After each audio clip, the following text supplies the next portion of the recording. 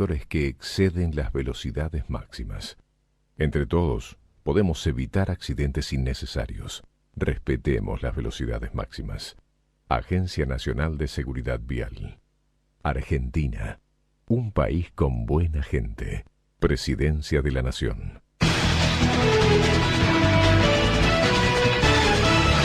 Fin del espacio publicitario.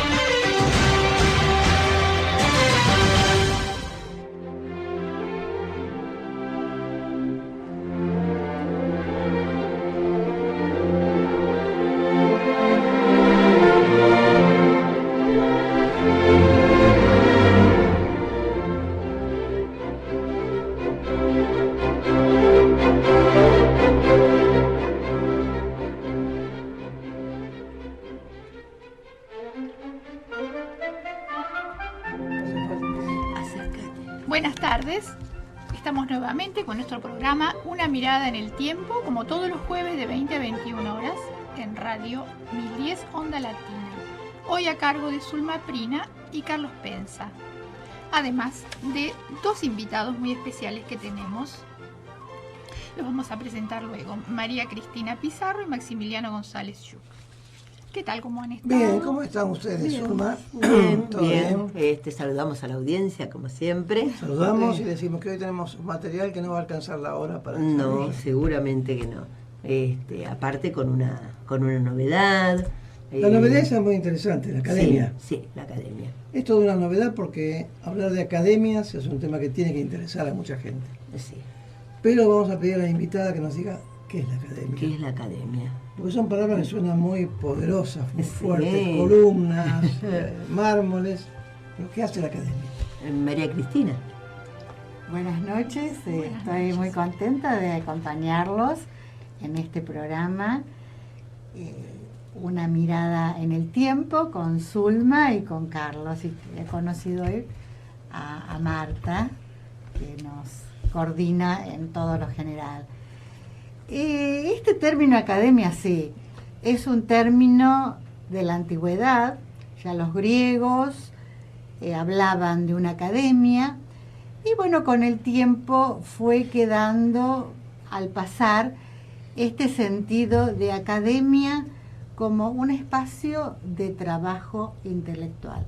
Por supuesto, también se ha utilizado este término academia para otro tipo de actividades, digamos, prácticas, como academia de corte y confección, academia para aprender a manejar, en fin. Tiene varios usos. Entonces, pero esta es una academia especial. Estos usos pueden llegar a tomar el término como algo peyorativo, Cristina, o como eso... algo acartonado. Pero nosotros queremos rescatar la academia como un espacio de investigación. Y en este caso es la Academia Argentina de Literatura Infantil y Juvenil. Bueno, vuelvo para atrás, Cristina. Dijiste academias de bordado, costura y qué sé yo. ¿Significaría que tu opinión, que es inadecuado que se llamen esos lugares donde se aprenden actividades artesanales? ¿Es inadecuado que se llamen así? ¿Es excesivo el nombre? ¿Le corresponde a gente de estudios o puede hacer cualquier artesano una academia? Esa es mi pregunta.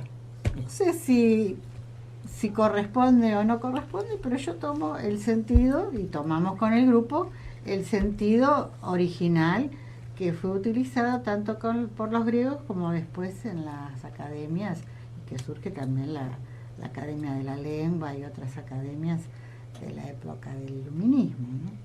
Pero bueno, la historia es muy amplia, muy rica, y no queremos detenernos tanto en esas etimologías o sentido de las palabras, y sí concentrarnos en lo que es la investigación de la literatura, y en especial de autores, no solamente los argentinos, sino también de otros países del mundo que podamos leer en sus traducciones o tal vez también en las lenguas originales.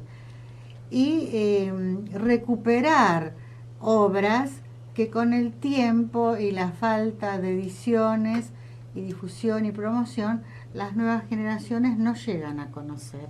Por eso queremos que exista esta academia Argentina de Literatura Infantil y Juvenil, algo similar a la Academia Argentina de Letras, ¿no? Aunque la Academia se orienta más a los aspectos lingüísticos más que a los literarios, pero Claro. sí el hecho de instituir los sillones para dar un prestigio o una jerarquía a los autores que con el tiempo quedan olvidados. A mí me preocupa muchísimo el olvido de nuestros maestros. Y bueno, pero esto puede contribuir, toda esta investigación, a armar una historia de la literatura y que va a ayudar al crecimiento de la literatura infantil y juvenil como material, ¿no? Seguro.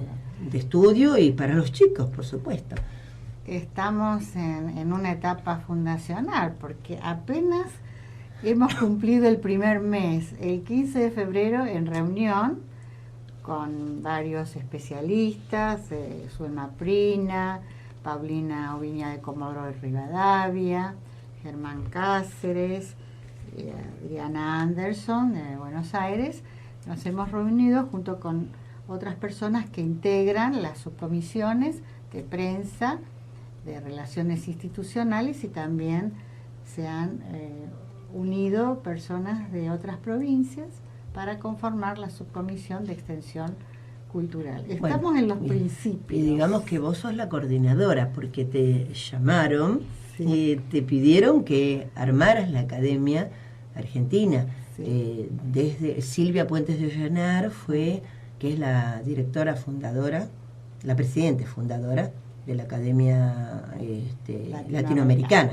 Sí, la Academia Latinoamericana de Literatura Infantil y Juvenil se creó en el 2002 en Ayacucho, después de un congreso que tuvieron varios integrantes de distintos países, entre ellos la doctora Silvia Puentes de Ollenar, que tiene una vasta trayectoria en Uruguay. Ella es de nacionalidad uruguaya. En su momento me había ofrecido formar parte, pero bueno, por motivos profesionales, con mi cátedra y demás, no era el momento. Y ahora apareció el momento en que decidí colaborar y formar nuestra academia para que todos los especialistas que lo acrediten con su trayectoria se conviertan en miembros de número. No una cosa así para asustar, sino para darle una solvencia contenido. y una fundamentación, porque la literatura Claro. infantil, de la que ya hace rato venimos estudiando, por lo menos yo hace más de 35 años que la vengo estudiando, todavía no está totalmente ubicada en la jerarquía que le corresponde, ¿no? Claro. Es decir, estudiada críticamente a nivel académico, como estudiamos cualquiera de los otros autores. Antes de cortar, que nos viene el tiempo, ¿hay otras academias en América o en Europa de este tema literatura infantil? Sí, de la Academia Latinoamericana han surgido las academias nacionales en Chile, en Perú, en Bolivia, en Ecuador, y creo que también en Centroamérica, no sé si se está formando en Guatemala, y en Cuba hay un profesor que está trabajando, y autor, que está trabajando muchísimo. No sé Bolivia si es muy está- antigua, Bolivia tiene mucho tiempo. Sí, sí. Aquí se hace Sí, la más antigua. la más antigua. Sí, seguro. Bueno, Y por bueno. supuesto que hay otras instituciones de las que yo también formo parte en Europa, ¿no? Que, bueno, eso es otra- Bueno, son las 19:15, vamos a escuchar música. Hoy vamos a dedicar el espacio musical para recordar a un maestro del charango, William Centellas. Nació en Sucre, La Paz, en 1945 y falleció en 2009. Centellas fue autor de casi 200 temas musicales. Obtuvo el disco de oro y, entre otros, el premio Inti de Oro en Bolivia. Escuchamos de su autoría La Saya Florcita del Valle, interpretada en concierto con el grupo Condorí.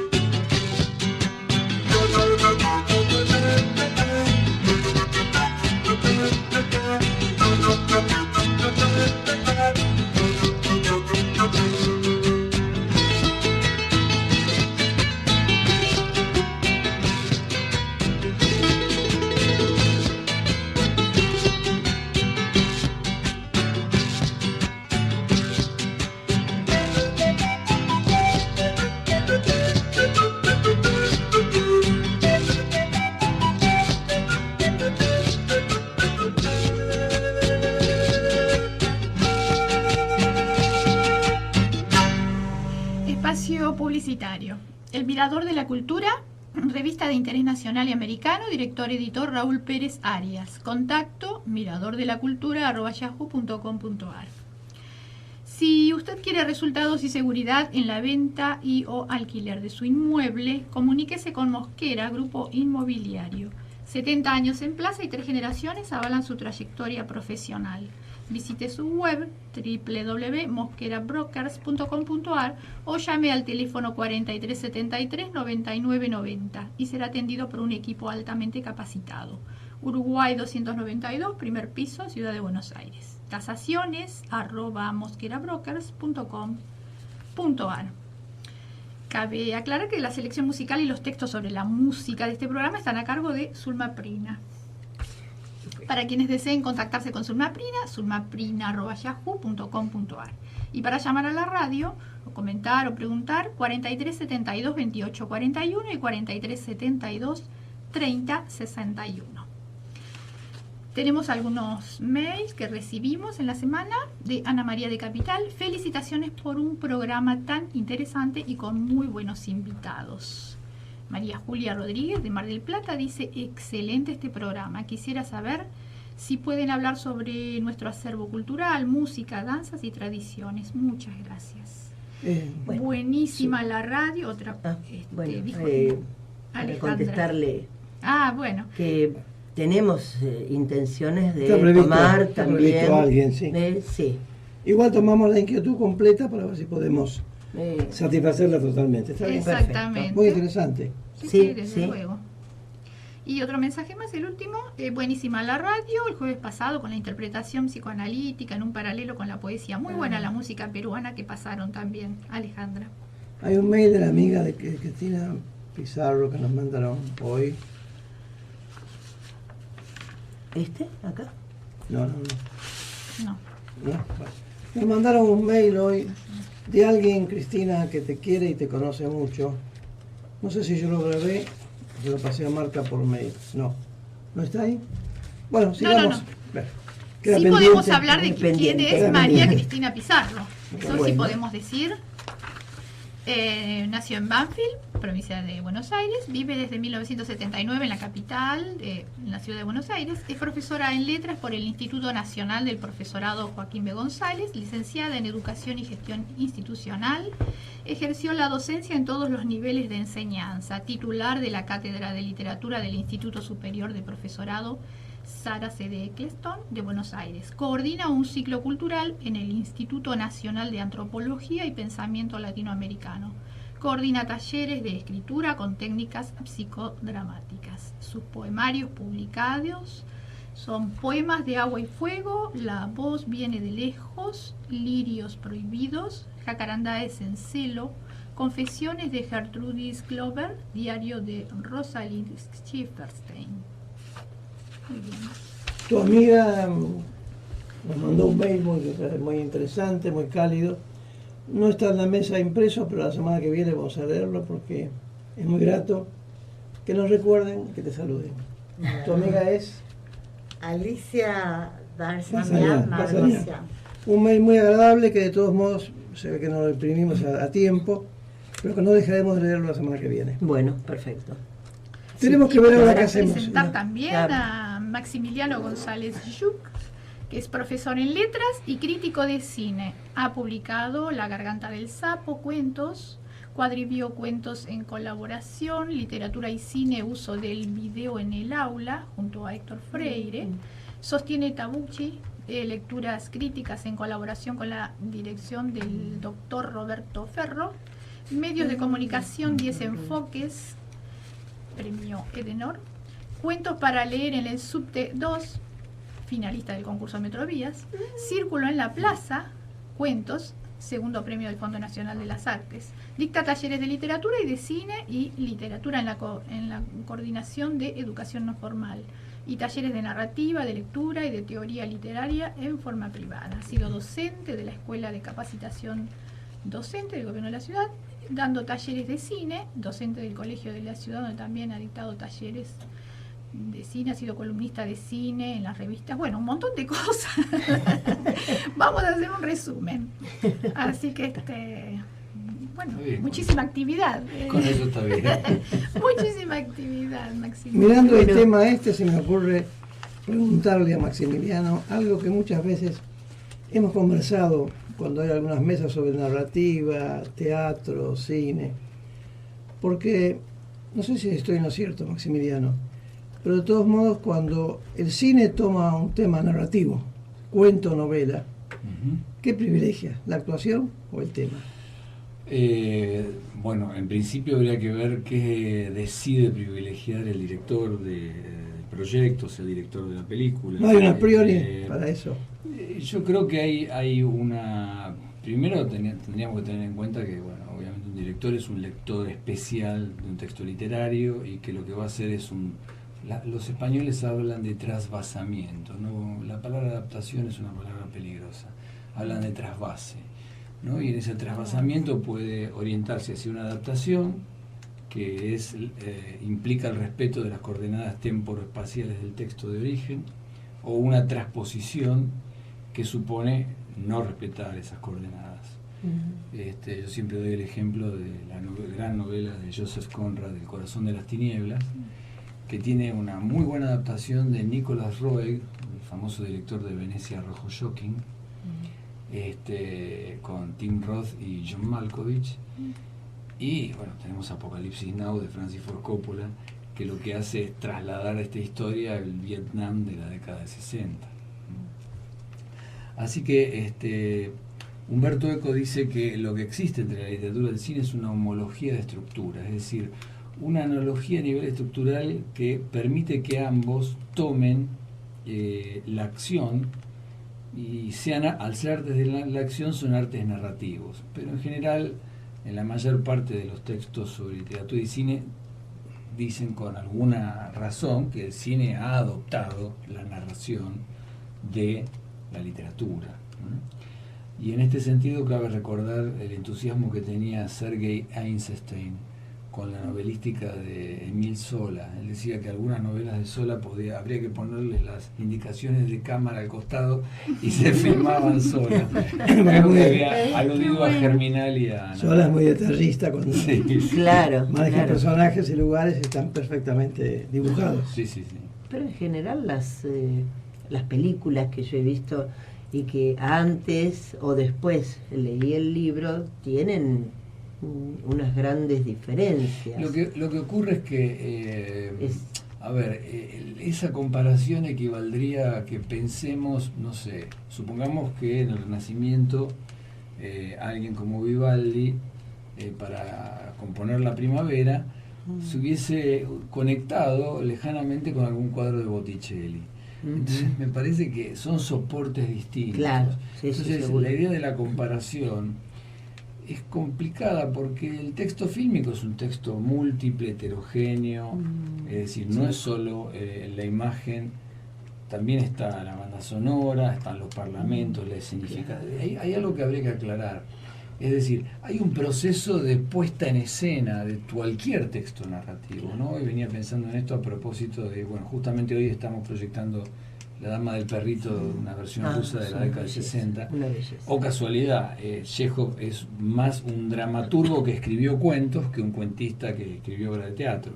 O sea, me parece que la impronta dramática se sobreimpone sobre la impronta cuentística. Y por eso es que es tan efectiva la versión de este director ruso, ¿no? Es excelente. Hay muchos oyentes que pueden tener mucho dinero para invertir y quieren hacer una película.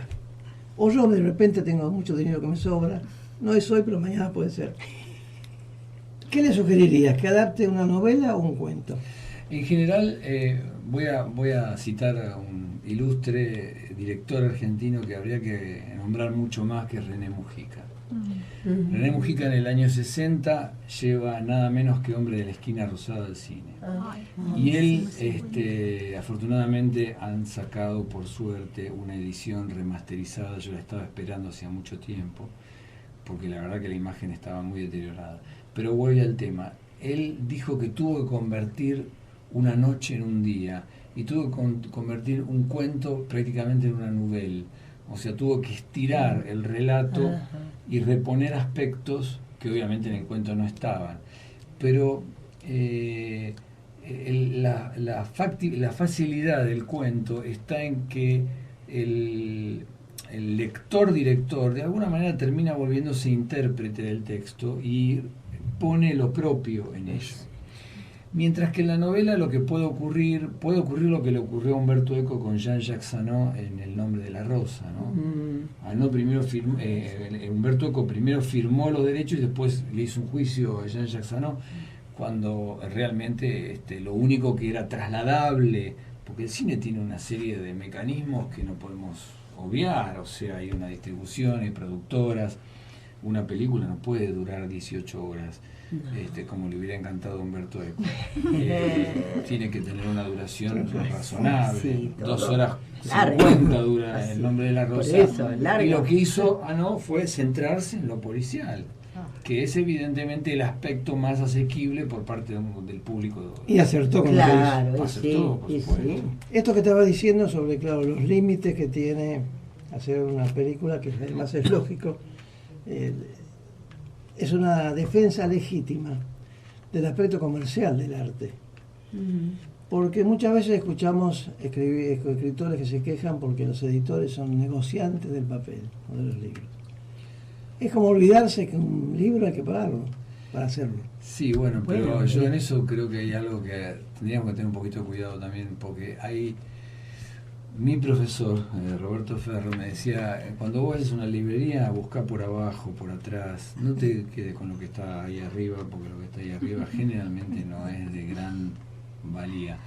Yo creo que, yo soy docente de educación media y lo insisto mucho con esto, es decir, estamos permanentemente asediados por una cultura mediática, y me parece que la cultura libresca o la cultura de los libros o el arte debería ocupar, como dice Ricardo Piglia, un lugar de resistencia frente a esto y no dejarse avasallar tanto por el mercado. Me parece que yo trato de rescatar museicamente el aspecto artístico del cine y no el negocio, porque lo que hoy está ocurriendo, como dice Godard, es que el cine prácticamente ya ha desaparecido, digamos, después de Avatar y fenómenos de qué sé yo, de shoppings, prácticamente el cine ha desaparecido. No, yo no defendí eso, no, Maximiliano, yo quiero decir que de todos modos me pareció que estabas diciendo que el cine tiene inevitablemente un formato comercializable. Sí, eso es respetable. Eso obviamente. Sí.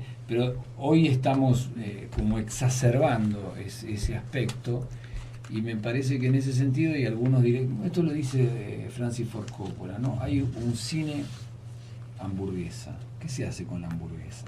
Se traga, no se degusta. O sea, la persona entra a la sala, ve la película y se olvidó a los 10 minutos de lo que vio.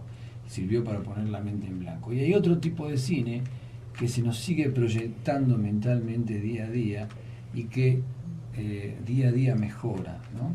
Me pasó últimamente con una excelente película de Manuel de Oliveira, el director más viejo vivo. Es una película de los 104 años y la recomiendo calurosamente. Se llama El extraño caso de Angélica. Éramos 3 en la sala. A eso voy. ¿No crees que hay diferentes lectores y diferentes espectadores? Seguro, que no hay una calidad en cada caso distinta. Sí, pero toda la gente no es igual. No, pero tenemos que tener cuidado, porque hay una especie de preformateo mediático de determinados productos que circulan. Me parece que tenemos que resistir a eso. Yo coincido. Y pasa lo mismo con el libro. Pasa lo mismo con los libros, con todo. Todo. Hay una especie de colonización de varios, en varios órdenes y en varios niveles, que son que está siendo cada vez más fuerte, ¿no? Entonces es más difícil pensar en resistir. Por eso hoy día decimos, junto a Héctor Freire, que es el compañero de años con el que trabajo, ¿dónde se puede ver cine hoy? En un museo. Lamentablemente hay que ir al museo, hay que ir al Malva, hay que ir a la Sala Lugones, que la considero un verdadero antro museico del cine, o en estos espacios que uno genera humildemente y que trata de alguna manera de divulgar ese cine valioso, digamos. ponerse a luchar, como vimos recién, está Cristina Pizarro haciendo academia, que justamente la academia es un espacio para esta lucha. Sí, seguro. Exactamente. Bueno, y ahora volvemos a la música. Como siempre decimos, este es un programa donde intentamos integrar el arte con todas las actividades humanísticas. Y William Centellas es un ejemplo de nuestra intención, porque él fue arquitecto, maestro de charango, compositor y artesano de instrumentos, además de docente en la Universidad de Humanidades. Ofreció exitosos conciertos en Latinoamérica, Europa y Japón. Ahora interpreta un hermoso tema que recorrió todo el mundo, del boliviano Gilberto Rojas, Palmeras.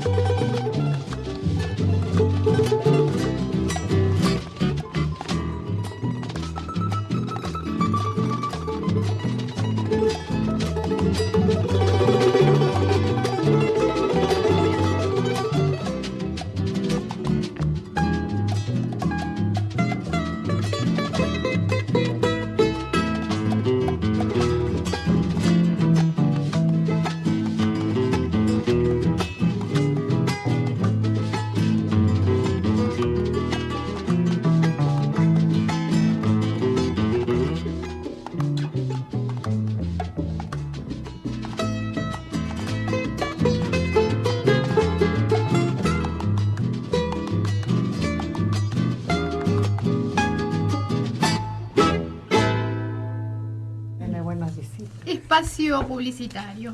El Mirador de la Cultura, revista de interés nacional y americano, director editor Raúl Pérez Arias. Contacto miradordelacultura@yahoo.com.ar.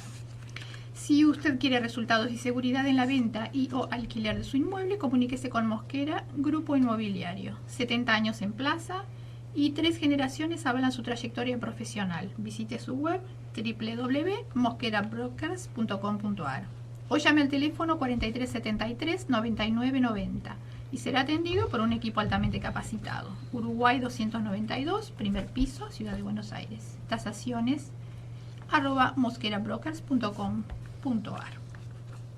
Para contactarse con Carlos Pensa, carlospensa@yahoo.com.ar. Los teléfonos de la emisora son 4372-2841 y 4372-3061. Bueno, continuamos con la charla. Tenemos un nuevo mail. Javier de 11. Muy bueno el programa, saludos para todos y en especial para Marta, que hoy es su cumpleaños. Marta, el bueno, Marta, muy bien. Felicitaciones. Exclusivamente el programa es para ella. Bueno, muchas gracias. Dedicado a vos. Excelente. Cuando estábamos haciendo acá silencio, se nos ocurrió que ustedes, que se conocen de antes, pero de todos modos manejan materias casi parecidas pero diferentes. dudas, preguntas, enriquezcamos la charla. ¿Qué se te ocurre que dirías sobre cine o narrativa? Bueno, narrativa. en principio un gusto de reencontrarme con Maximiliano y que nos une haber sido discípulos de un maestro, porque yo siempre voy a defender a nuestros maestros. Y como estuviste hablando sobre cine y me gustó mucho esa referencia al trasvasamiento, término que no conocía porque bueno, no es mi especialidad, también me pareció interesante que nos hables la manera en cómo el cine también ha influido en la escritura de los escritores famosos y también en muchos de nosotros, ¿no? Sí, creo que, bueno, recién comentábamos fuera del aire que hay un caso en la Argentina emblemático que es el de Julio Cortázar, especialmente en un cuento que se llama Todos los fuegos el fuego, y que hace un trabajo de montaje, digamos, porque en el lenguaje del cine básicamente tiene muchos elementos, pero hay elementos que son característicos. El encuadre, el montaje y la banda sonora. El montaje es obviamente una operación novedosa e innovadora que en realidad se desarrolla a partir de 1914 con David Griffith, El nacimiento de una nación, porque lo que inventan los Lumière es un aparato, es el cinematógrafo, y se comportan como pintores o retratistas fotógrafos, digamos, no mueven la cámara. Así que ahí hay una diferencia semiótica bastante importante, ¿no?, en relación a cómo se va a desarrollar.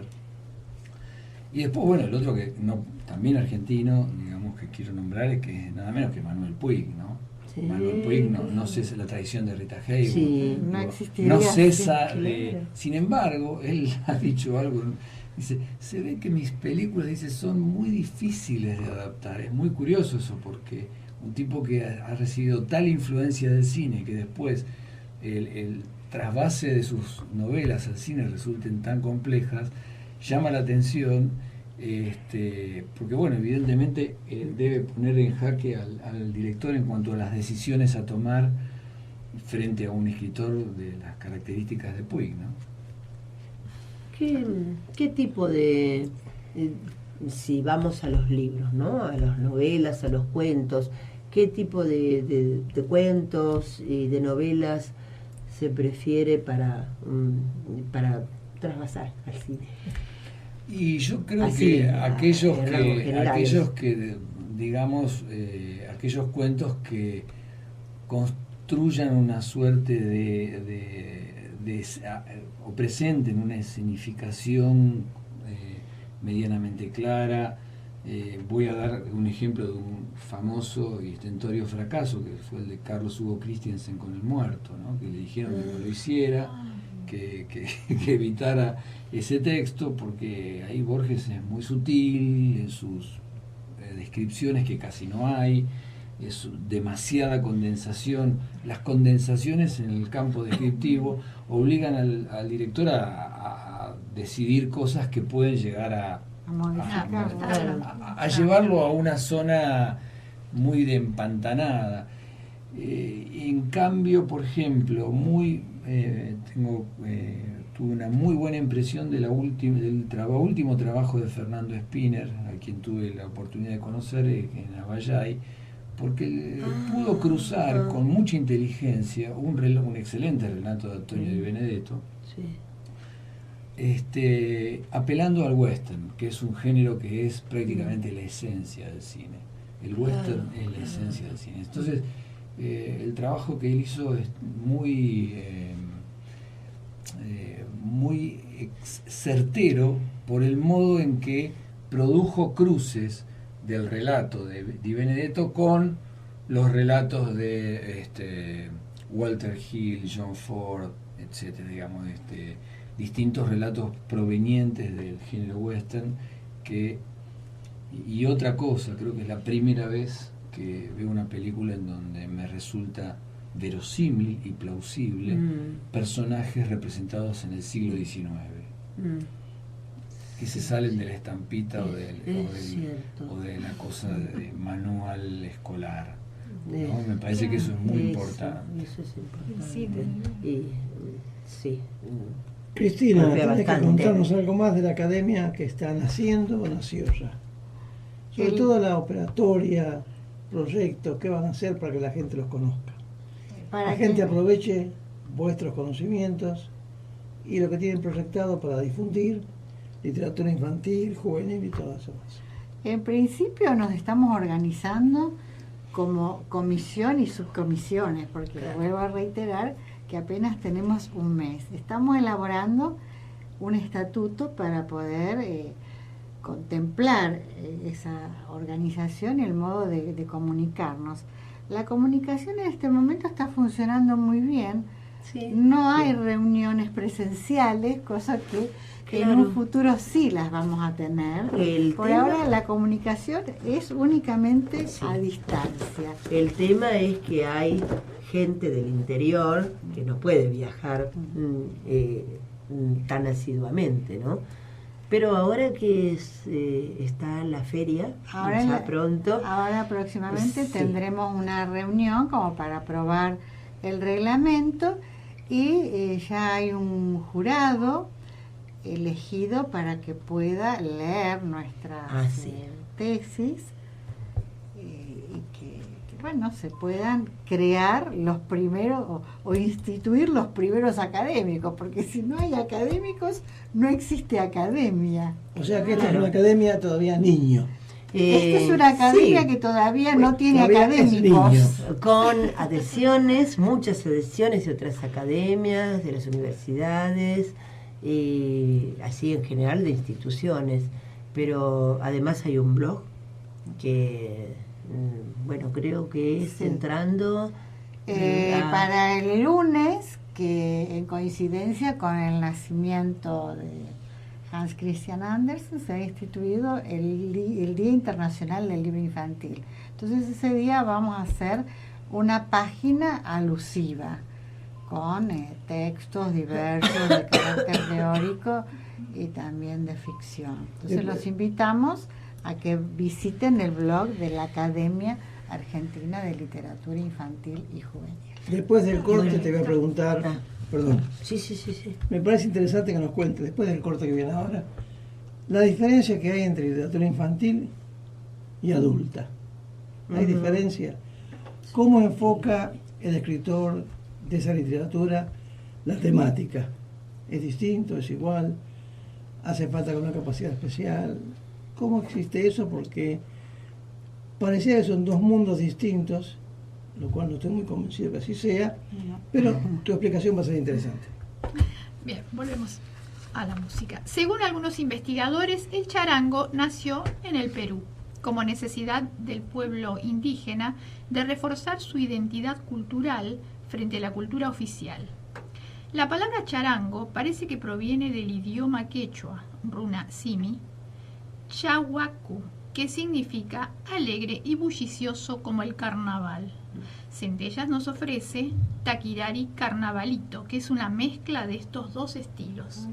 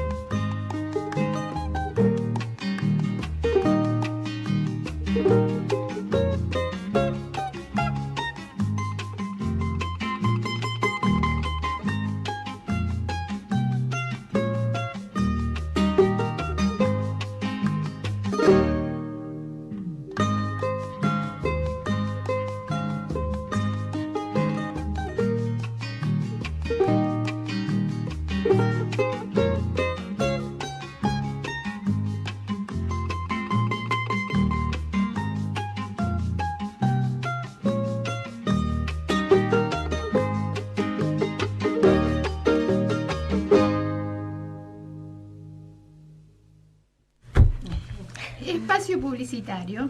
El Mirador de la Cultura, revista de interés nacional y americano, director editor Raúl Pérez Arias. Contacto miradordelacultura@yahoo.com.ar. Si usted quiere resultados y seguridad en la venta y o alquiler de su inmueble, comuníquese con Mosquera Grupo Inmobiliario. 70 años en plaza y 3 generaciones avalan su trayectoria profesional. Visite su web www.mosquerabrokers.com.ar o llame al teléfono 4373-9990 y será atendido por un equipo altamente capacitado. Uruguay 292, primer piso, Ciudad de Buenos Aires. Tasaciones@mosquerabrokers.com.ar. Para hacernos comentarios pueden llamar a la radio al 4372-2841 y 4372-3061, Radio Onda Latina. Muy bien, Bueno, le preguntábamos con la charla. Sí. a Cristina, cuando estábamos en silencio de aire, ¿cómo sería la diferencia? ¿No es cierto? La Si la hay, diferencia, la génesis, la forma de realizar un escritor de literatura infantil. ¿Cuál es la diferencia, si existe, con la literatura adulta para crearla, para interpretarla, para que sirva? La literatura es única, es en esencia lenguaje, ficción, y la única diferencia, el único matiz distintivo podría ser el destinatario, que algunos temas o algunas estructuras desde el punto de vista lingüístico o sintáctico son más difíciles de comprender en los chicos. claro. Pero nada más que eso. Hay temas que por experiencias de vida a un chico tal vez no les interese tanto. ¿Y la extensión del trabajo? Claro, la extensión del trabajo no es un requisito literario. Tenía una duda. A ver, ¿vos qué imaginás? ¿Que el escritor se conecta efectivamente con lo que sería el campo de lectura de infantil del momento, o se conecta más con lo que es el niño que él puede tener internamente? ¿Cuál es Esa es la pregunta. Sí, claro. Y yo cuando he escrito algunos poemas para niños que están inéditos, tal vez me haya conectado con mi propio niño, ¿no? Ese niño de un pasado, o ese niño de un sueño, o ese niño imaginario que todavía persiste. Por supuesto que con un encuadre que yo conozco de las referencias literarias de obras que a mí me gustan, que se han escrito para niños, ¿no? Es claro que yo O que han adoptado los niños como propios. Claro, es que yo creo que si uno no lleva ese niño adentro, es muy difícil poder hacer esa transposición para que el niño lo lea y le guste y llegue a su interior, ¿no? Ahora, por ejemplo, los temas, yo en el libro En la búsqueda del lector infinito, que es un libro teórico, sí, que tiene como subtítulo Una nueva estética de la literatura infantil en la formación docente, he tomado en 2 capítulos análisis de libros en narrativa, especialmente de poesía, casi todos de autores argentinos, que son los mismos temas que yo he estudiado en obras para adultos. Por ejemplo, el tema de la mirada, el tema del espejo, el tema de los sueños, sí, el tema del doble. También hay un capítulo que he estudiado con los 4 elementos de la naturaleza, que lo tengo en mi propia poesía. Bueno, entonces el tema, como decís vos, el problema o la cuestión es el lenguaje. Sí, que son temas que me parece que son universales. Más allá de los niños, digo, estaba pensando en eso, ¿no? O sea, el doble, el espejo, están también en Borges, cualquier otro. Pero por eso que están en el mundo de los adultos. Claro. Pero bueno, yo traté de que también mis alumnos comprendieran que en la literatura que se escribe para los niños están los temas universales. Con ese contenido que estás explicando muy bien, si escribís, ¿estás preocupada porque seas comprendida, porque la lectura sea realmente bien resignificada por los chicos? ¿Te interesa eso? ¿Te ocupás? O en general que escribe para niños, ¿tienes esa preocupación? ¿Me van a entender? ¿Escribiré para que les llegue? ¿Les llegará? ¿Les Yo preocupa creo- eso? Yo creo que muchos escritores sí, una vez que empezaron a publicar, han estado en contacto con niños, sí, porque hace como una autocrítica, ¿no?, de sus propias obras y están tratando de buscar una interacción con sus lectores. Pero no quiere decir que sea a priori, ¿no? De decir, bueno, voy a pensar en lo que les gusta, les voy a dar lo que les gusta. No, es simplemente una transacción para poder aprender en su propia Bueno, escritura. la idea es que ellos se apropien de esos textos como nosotros lectores Sí, nos claro. apropiamos de los textos tanto adultos, así que parece que la dinámica es más, no creo que haya tanta No, diferencia. es como en un taller, ¿no es cierto? Estamos en un grupo, leemos y la opinión de los otros nos enriquece para corregir nuestro propio texto. Y yo sé que muchas escritoras y escritores argentinos, en los talleres, así, las visitas que iban a las escuelas, escuchaban así los comentarios de los chicos para enriquecerse, no para Porque cambiar uno dice, sus... decía André Gide, dice, Ah. los chicos nacen sabios y se van volviendo ignorantes con el tiempo. Bueno, con el Pero seguro, con la si sistematización. mantuviéramos la capacidad de preguntar que tienen los Y niños, la mirada mítica que tienen. Exacto. Tienen una mirada unitiva y mítica que después se va perdiendo. Sí, sí. por eso Yo me acuerdo seríamos de- sabios. Aldo Tiberdín, amigo nuestro, Ay, sí. escritor infantil. Alguna vez le pregunté esto, tomando un café, charlando amistosamente, y me dijo, mira, no voy a hacerla muy larga. Contactarse con los niños, con los jóvenes, sobre todo con los niños, tiene una regla que es básica, para mí, decía él, ¿no? Nunca hablar de arriba. Yo para hablar con los chicos me agacho, para estar al mismo nivel de ellos. Y de ahí en más me coloco en un nivel espiritualmente también dispuesto a que sea un contacto de iguales. Es como decirle, saca al niño de afuera, Aldo exageraba y se agachaba. Pero Poder sí, jugar sí, con los bueno. chicos, sí. Hablaba con los Claro. niños y hablaba con los animales y con los bichitos, con las hormigas, con el pajarito, y los perros. Sí, Y era natural, ¿eh? sí, Él lo hacía totalmente natural. natural. Sí. Eso es inolvidable como él lo vivía. Inolvidable. Continuamente en su vida vivía ese tipo de Sí, contactos. tenía su momento. Pero esto es de niño. simbólico, lo que dijo Tibodín es simbólico. No hablar a los niños de arriba. Y debe Claro. ser igual para el escritor adulto. Escribir de un modo tal que le llegue Claro. el mensaje claramente. De Después, igual ¿qué a mensaje? Cada uno tendrá su tarea. sí. En realidad el mensaje es el mensaje es lo que el lector interpreta, y la interpretación del texto tiene que ver con la época en que ese texto va a ser leído. Sí. Así que siempre lo que hace el lector es actualizar con su mirada el significado del texto. Como dice Borges, el sentido de los textos está delante de los textos, no está detrás de los textos. O sea, no es previo, no es a priorístico. Se cierra con los lectores. Yo soy de O los sea, el que creen lector que recrea. si no hay Sí, lectores, no hay No, literatura. Claro. El lector Sí, recrea. claro. El lector le Totalmente. crea cada texto, o sea, infantil o adulto. Y de acuerdo con texto su no existe, historia bueno. Por eso personal. tenemos que evitar esta estandarización que se está provocando a partir en estos tiempos, que justamente inhibe o adormece una actividad que es esencial, que es esa capacidad productiva y activa y dinámica que tiene el lector cuando lee un texto, y no sometida a los dictámenes del mercado. Bueno, Porque ahí está. La pierde porque el lector es independiente siempre. Es el ser más Bueno, libre. pero- Si es lector. Sí, es lector. Si es lector, bueno. Recién estaba. Sí. Yo, remedando a Eco, lo llamé lo lector infinito. mantenemos Ah, en sí. el lugar del lector. Si es consumidor, Si es consumidor, Israel. otro día está la en un programa de radio diferencia. había una escritora que hablaba de consumidores de libros y lectores, que ella trataba de Ah, rescatar, Al lector.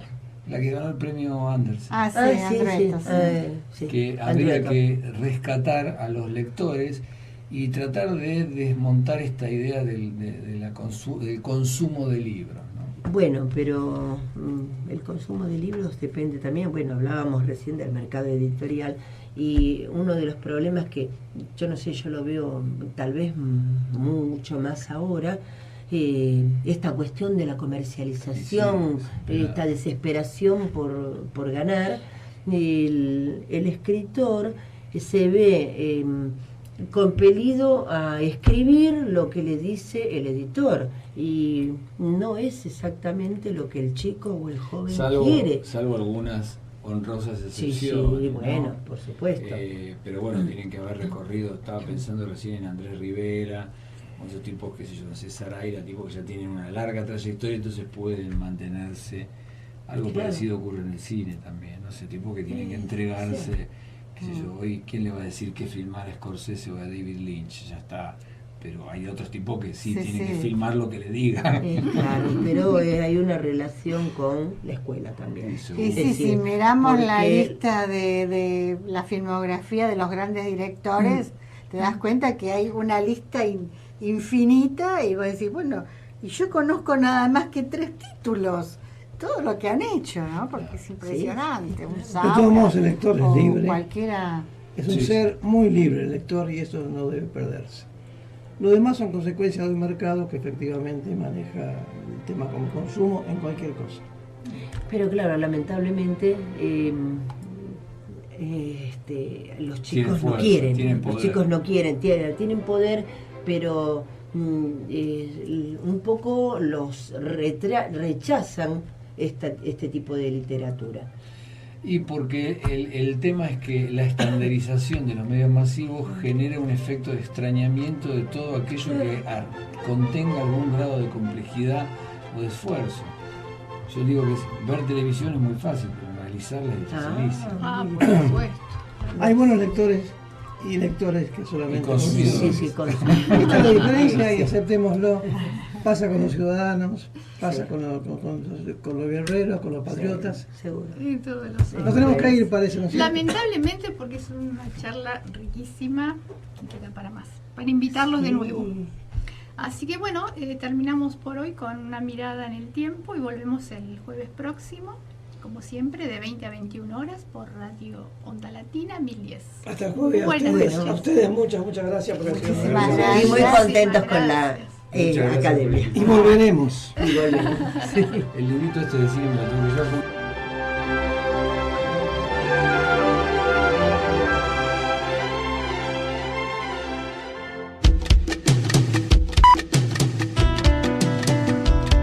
Desde la ciudad autónoma de Buenos Aires transmite AM 1010 Onda Latina.